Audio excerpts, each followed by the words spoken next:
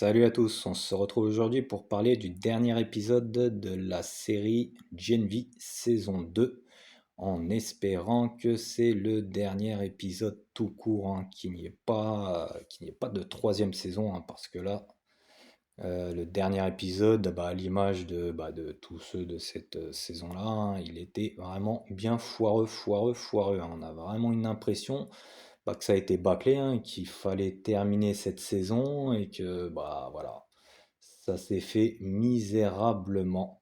Donc on peut quand même essayer, hein, on va voir, hein, si ça sert vraiment à quelque chose, de parler un peu de ce dernier épisode. Donc encore et toujours en mode Smallville, hein. Ça court un peu partout, dans tous les sens.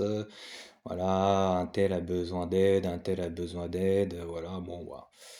Un peu comme les épisodes d'avant. Il se passe pas grand-chose, voilà, hein, toujours pareil. Je crois que dans ce dernier épisode, on a eu le droit à une scène où il y a quelques super-héros, ouais, qui se tapent, mais parce qu'ils sont contrôlés par Godolkin. On a Marie encore, hein, Marie la guérisseuse, hein, voilà, hein, qui a essayé de guérir l'espèce de marionnette de Godolkin, hein, qui n'est plus possédée par la Godolkin. Elle n'a pas réussi puisqu'elle est trop fatiguée d'avoir justement rétabli Godolkin. Justement, on va parler un peu de Godolkin parce que lui, maintenant, il a retrouvé sa jeunesse, hein, entre guillemets. Et alors, bizarrement, voilà, transition avec la fin du dernier, pas extraordinaire. On le voit avec Sage, hein. Donc Sage, pour ceux qui ne connaissent pas, c'est un personnage donc et dont le pouvoir apparemment, elle est très intelligente, voilà. Elle est très intelligente, mais pas autant que ça, puisqu'après Godalkin va lui faire à l'envers. Alors on comprend pas trop ce qu'ils font ensemble. On a l'impression qu'elle le connaissait déjà quand il avait cette jeunesse-là, alors que c'est pas possible puisque lui, il était jeune comme ça, mais c'était dans les années 65. Donc on comprend pas trop ce qui se passe, hein. On les voit dans une chambre d'hôtel, ils sont en kiff, voilà.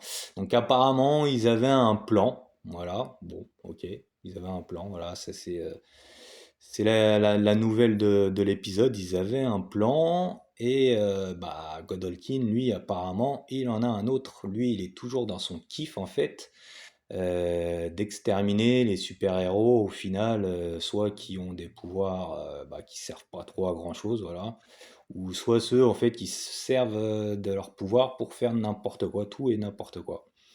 Donc de ce côté-là, on peut le comprendre effectivement, hein. C'est vrai que quand on regarde dans ce campus, et même aussi dans The Boys, hein, c'est vrai qu'il y a beaucoup de super-héros en fait qui profitent de leur pouvoir pour faire vraiment que des conneries, que de la merde, quoi. Donc ouais.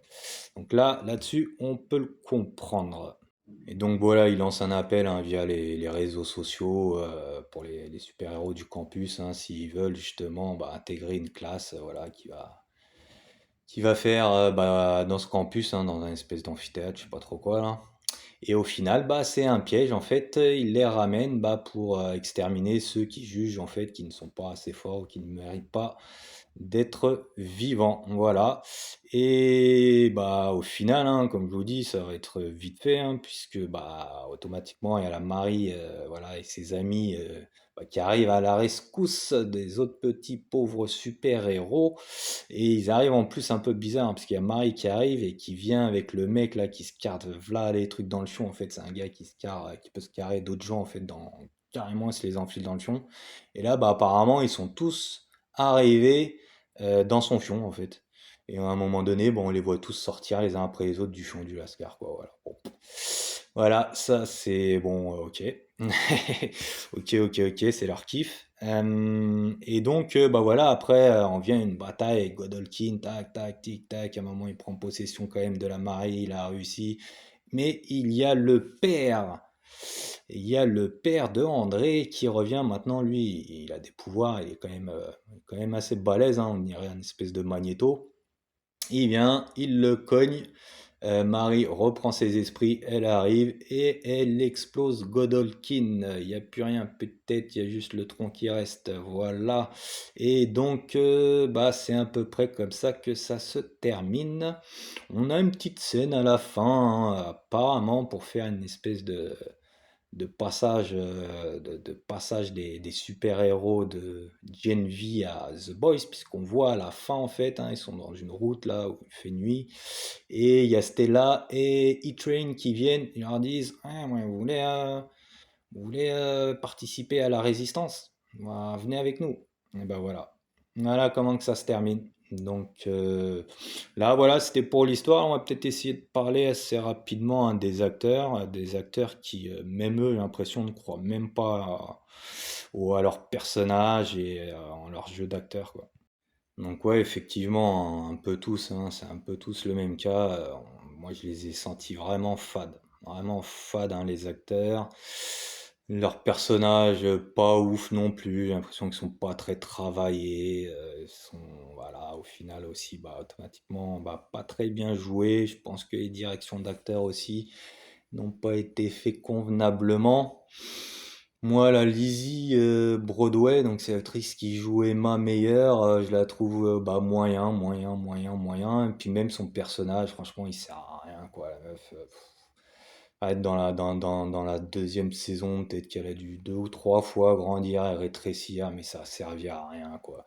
Là, par exemple, dans cet épisode, à un moment donné, elle le fait juste une fois, elle grandit juste pour mettre un chassé dans la tête de Godolkin, c'est tout, et puis après elle rétrécit, voilà, donc franchement, rien d'extraordinaire. Les Jordan Lee, que ce soit en homme ou en femme, là, c'est vraiment relou en fait. Leurs histoires là, soit l'un, soit l'autre, comme ça là, d'une seconde à l'autre, là, ça devient vraiment relou. Et puis les deux, franchement, au niveau de leurs prestations, là, c'est vraiment de la bassesse complète. Ils sont vraiment en plus là, pour le coup, encore plus dans cet épisode, vraiment inexistants, hein, comme le Sam.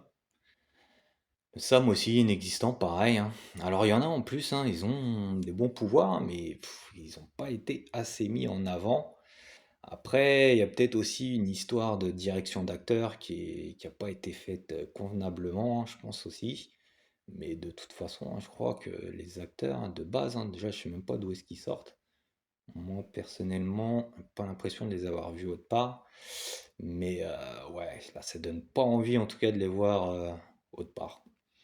Le seul à la rigueur hein, qui est peut-être sorti du lot, c'est Sean Patrick Thomas qui joue Polarity, le père d'André, l'espèce de Magneto. Donc lui, j'ai trouvé que voilà, ouais, ça passait quand même assez bien. Ça passait quand même assez bien. En tout cas, comparé aux autres, ça c'est clair. Donc, bah, en espérant qu'on va pas trop les voir dans The Boys hein, dans la prochaine saison. Parce que moi je l'attendais, mais alors si eux ils viennent foutre la merde là, ça risque de partir en sucette au niveau de The Boys là, ça va les gangréner quoi. Ils veulent faire leur résistance, mais là avec eux franchement ça va être foireux de ouf. Donc voilà, ce sera tout pour aujourd'hui, hein, pour la critique de bah, la dernière saison de Gen V, hein, en espérant donc que bah, ce soit la dernière totalement, hein. Voilà, plus rien. Salut, au revoir, à la prochaine. On va essayer d'oublier. Donc bah, moi je vous dis salut, bon film, bonne série, à la prochaine.